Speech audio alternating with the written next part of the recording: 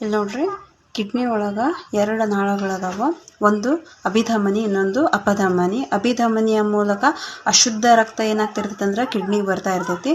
So ಈ ಅಶುದ್ಧ ರಕ್ತ ಏನಾಗ್ತೈತೆ ಅಂದ್ರೆ ಪ್ಯೂರಿಫೈ ಆಗ್ತೈತಿ. ಪ್ಯೂರಿಫೈ ಆಗಿ ಮುಂದೆ ಏನಂದ್ರೆ ಮೂತ್ರವಾಗಿ ಅಪಧಮನಿಯ ಮೂಲಕ ಏನಾಕೈತಿ ಅಂದ್ರೆ ಮೂತ್ರ ನಾಳಕ್ಕೆ ಹೋಗ್ತಾ ಇರ್ತೈತಿ. ಈಗ ಮುಂದೇನು ಇಲ್ಲಿ ಯೆಲ್ಲೋ ಕಲರ್ ಕಾಣತೈತಲ್ಲ ನಿಮ್ಗೆ, ಅದು ಮೂತ್ರನಾಳದ ಮೂಲಕ ನೋಡ್ರಿ, ಇಲ್ಲಿ ಮೂತ್ರನಾಳ ಉದ್ದಗ ಕಾಣ್ತದಲ್ಲ ನಿಮ್ಗೆ, ಅದೇನಂದ್ರೆ ಮೂತ್ರನಾಳ.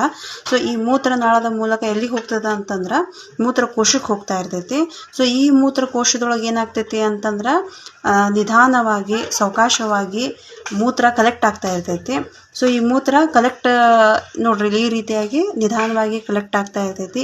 ಎಷ್ಟರವರೆಗೂ ಕಲೆಕ್ಟ್ ಆಕೈತಿ ಅಂತಂದ್ರೆ 450 ml ಮೂತ್ರ ಕಲೆಕ್ಟ್ ಆಕೈತಿ. ಯಾವಾಗಿದು ಪೂರ್ತಿ ಮೂತ್ರಕೋಶ ತುಂಬ್ತದೋ ಸೊ ಅವಾಗೇನಾಕೈತಿ ಅಂತಂದ್ರೆ ಬ್ರೈನಿಗೆ ಒಂದು ಮೆಸೇಜ್ ಹೋಗ್ತೈತಿ ಈ ರೀತಿಯಾಗಿ.